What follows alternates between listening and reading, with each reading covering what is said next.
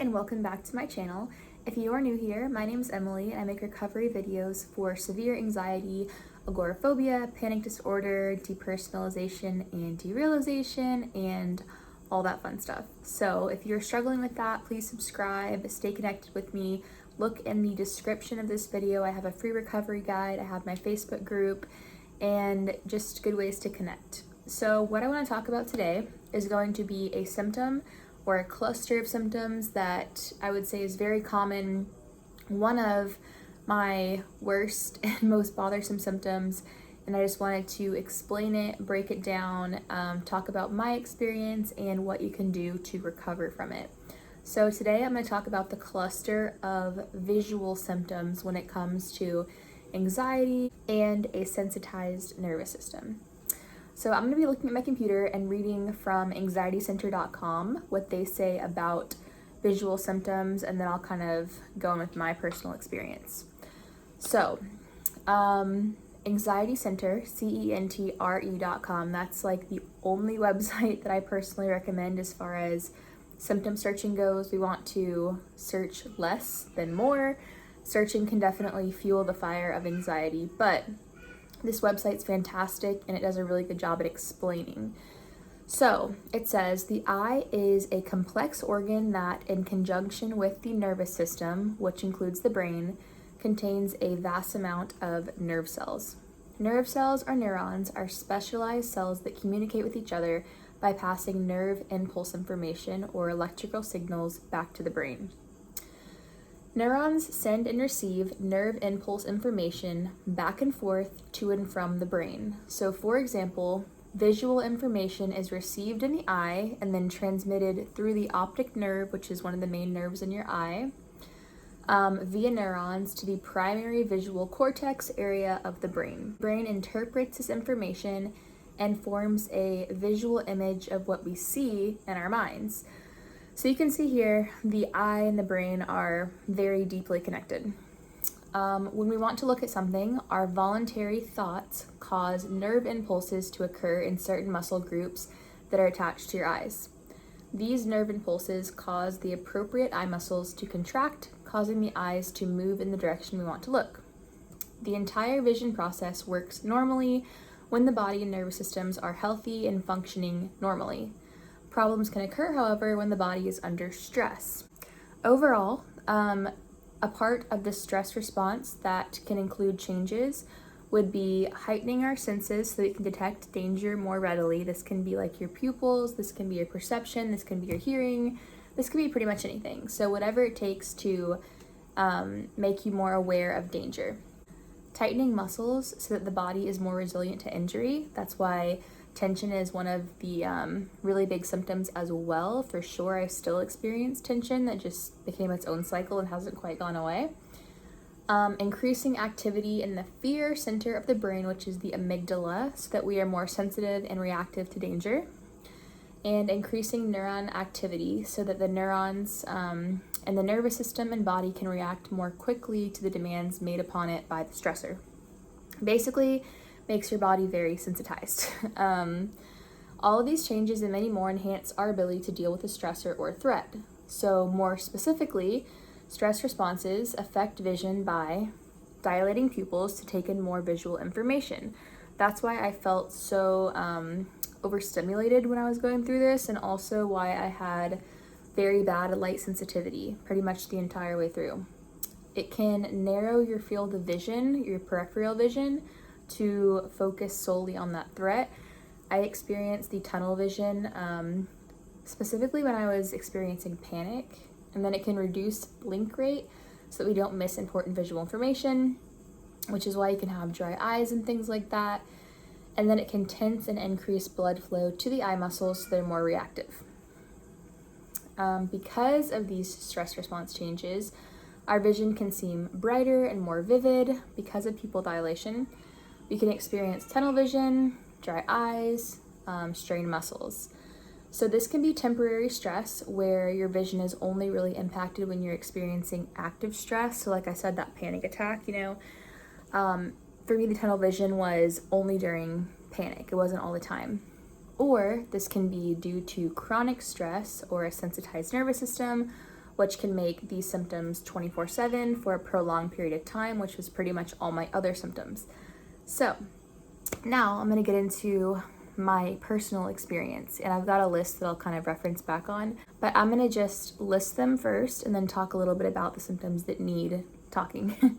So first, you can go watch my whole long story if you want to see exactly what happened to me and the whole timeline, but today I'm just going to talk about visual symptoms.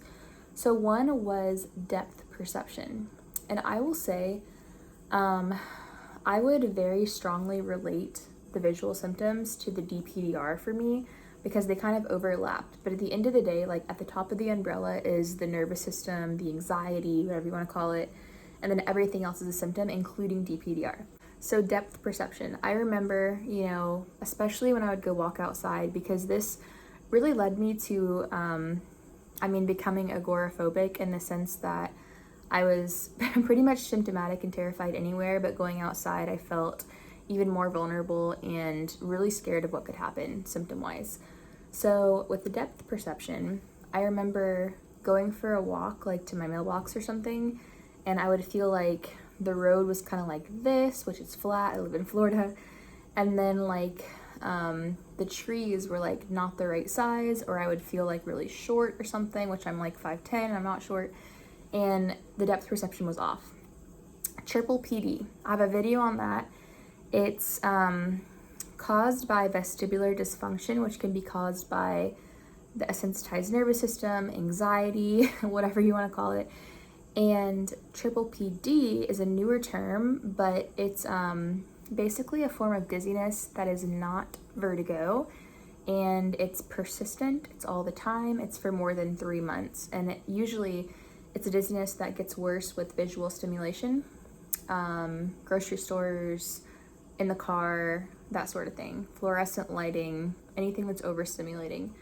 So that's a disorder that can kind of occur because of the nervous system being sensitized, and that's actually something that I am still to some degree recovering from, because triple PD can take a very, very, very long time for your body to get back to normal. So I'm gonna make another video on that actually, because that's kind of its own video in itself, and I can talk about some of the things that I did outside of normal anxiety recovery for that. But basically response, ideal, everything in my guide is going to also cure that, because as the anxiety goes down and your body gets back to baseline, the vestibular system will also get back on track. Extreme light sensitivity. Like looking out the window, I was just like, oh, like it was horrible. And being outside was terrible. When the day would change from like day to night, that was actually the worst for me, or really cloudy days. So, especially driving, like I felt like things were dimmer than they were supposed to be. Like my vision couldn't keep up, if that makes sense, and it wanted to hang on to things being bright. And it's hard to explain, but like as it would get dimmer, especially being outside or driving, I would feel like I couldn't keep up, and I would just be like straining my eyes trying to like see. And yeah, I felt like things were like, my body was very aware of the fact that it was dimming down. So that was kind of a strange symptom. So floaters, visual snow, I had some of that for sure. The tunnel vision with panic attacks, very visually overstimulated. Like I mentioned with the triple PD, grocery stores, horrible. Fluorescent lighting, horrible. Being like in a place like specifically like a Sam's Club, somewhere like very open and busy with like lots of visual things going on, especially visual things in the distance was hard. But also what was hard was being in narrow areas. Like if I was driving and there was like a narrow way, it wasn't very wide open, but there's like narrow trees or something, not like a normal lane, right? But that would be really hard, and I feel like the trees were just flying by and going way faster than they should. Yeah, I feel like my eyes couldn't focus on the right thing.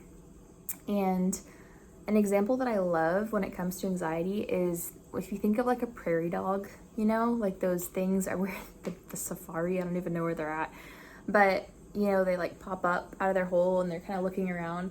That's literally what anxiety is when it comes to looking for danger, right? Because your body is in this state of fight or flight.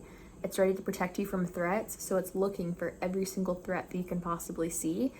And so I feel like instead of my eyes just, driving down the road and just letting what's in the peripheral be, it was like trying to see everything all at once. And that would lead to vestibular headaches. I would get a ton of headaches, like right in here, just from like eye strain, things like that. And that was every single day. And to some degree, I still am not fully recovered from that. I still have way more headaches than I've ever had in my life prior to anxiety. But that is something else. My colors felt muted or off. So that was, I would tie that to kind of like the DPDR feeling too. But I would go outside and just nothing looked real. Like the trees didn't look real, the colors didn't look right, the clouds didn't look right, nothing looked right. I put cloudy days were the worst. Super sunny days were actually the best, even though I was light sensitive, but like the natural sun, bright sun was actually a lot better than when things were cloudy. The cloudiness for some reason like made my eyes hurt and gave me more of a headache, and I just felt more like out of it. I would say I had a lot of anxiety, specifically in the car, just with all of the motion type stuff. That was really hard for me, and again, it felt like things were zooming past me. So when I would be in the car, I would have just anxiety, like I was in the driver's seat or the passenger seat, but I would just sit there and think, oh, I could not drive right now, if I had to drive, and that would bring me a lot of anxiety. Vision felt very surreal and dreamlike. And then the other thing, so this is like way more tied to actual like the anxiety of it, but because of the fact that my vision was so off, I went through a long period, this is very common with anxiety, of I didn't feel like my vision was right, and then I kind of developed this fear of being scared that, one, I would go crazy, all that kind of stuff, of course, right? But two, that maybe I would like look at myself in the mirror and I like wouldn't recognize myself because I didn't look right, I didn't look normal. And then I would have this feeling that my appearance would like morph into something, or that I would look at somebody else and it would like morph into something, or like melt, or like whatever fears my mind wanted to take me to, because I wasn't used to the vision, and at the time I didn't understand what was happening. I just understood that I was stuck this way and it had been a very long time, The last thing I would say is I got in a terrible habit. So I went to the eye doctor multiple times. Like I had several pairs of new glasses throughout all this, multiple eye exams, and I got in a really bad habit of removing my glasses. And I still do that, and I'm trying to get better at it. But I'm not used to wearing them anymore, and I'm pretty much blind without them. But I took them off because I felt like, well, at least if I'm blind, I'm not seeing all the zooming and weird colors and stuff. And I could just kind of be. And then that created, again, a very bad habit in itself that I'm trying to get back into, just wearing glasses again. So that was that. And then last but not least is headaches, which again, the vestibular headaches. And I looked into something called IIH, which is like intracranial hypertension. And I didn't have that. Went to the neurologist, tried a bunch of different headache medications, headache injectables, Botox for headaches, all kinds of stuff. But at the end of the day, when it's tied to your vestibular system, it's really hard to get rid of those headaches. And so none of the medications were working for me because I had so much, pressure, tension back here and in the back of my neck. And then again, the vestibular dysfunction, which I know I'll make a video on of the triple PD, but I will say that even recently I've been tested by like my physical therapist again, and my left eye still has decent vestibular dysfunction. So it's still not back to normal. But all this to say, what can you do about it? Because I have gotten worlds better from when this all started for me back in 2021. And the way that I did that was not from physical therapy. I didn't do any of that when I was recovering in the beginning. It wasn't from specific medications or anything like that. It was literally from letting my nervous system pretty much heal itself by not fueling the fire. And so that's another video in itself too, as far as how to use Ideal, how to follow the process. But I've written it all out in my free recovery guide, which is in the description to this video, and that will clearly tell you what to do and explain how to get your body desensitized. Because when it comes to the chronic anxiety, which I hate the word anxiety, but that's just like what people know. When it comes to that, your body's in a state of anxiety. Like, it's not that there's a specific trigger. You can have days where you don't feel anxious at all, but your body still has not come down back to baseline. And again, that can take a lot of time. So my guide will teach you what fuels the fire and keeps you up here, what brings you down. It's not coping mechanisms. It's not meditation. It's nothing like that. It's learning how to respond, what to think about, what becomes unproductive to think about, what becomes unproductive to handle, what's in your control, what's out of your control, and how to get your body back to recognizing that it's not under constant threat, you know? So very detailed. Check out that guide. Again, it's free. And if you have any questions, put them in the comments. Let me know if you have any other visual symptoms I didn't mention. I probably forgot some, but I look forward to hearing from you, and please subscribe if you haven't already.